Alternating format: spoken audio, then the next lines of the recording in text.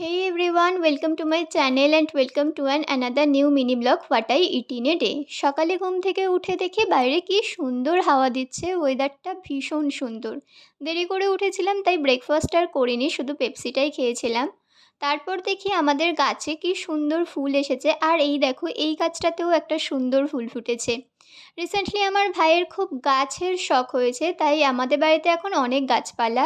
গাছগুলো বাড়িতে ও নিজে আনলেও এর দেখাশোনা মাই করে। তারপর লাঞ্চে ছিল ভাত, পেঁয়াজ পোস্ত আর ডিম ভাজা। এটা দিয়েই আমার ভাত খাওয়া হয়ে গিয়েছিল। তাছাড়াও ছিল টকের ডাল আর আলু পোস্ত, যেগুলো আমি খাইনি। বিকালে খেয়েছিলাম একটা পেয়ারা, আর সন্ধ্যে স্ন্যাক্সে খেয়েছিলাম একটা পটেটো বিস্কুট আর একটা কুরকুরে। কুরকুরে খাওয়া ভীষণ খারাপ, আমার মা বলে এতে নাকি প্লাস্টিক আছে, বাট তাও আমি খেতে খুব ভালোবাসি। আর রাতের ডিনারে ছিল সকালের থেকে যাওয়া ভাত, যেটা মা ভেজে দিয়েছিল, আর ছিল chilli chicken. That's it for today, tata.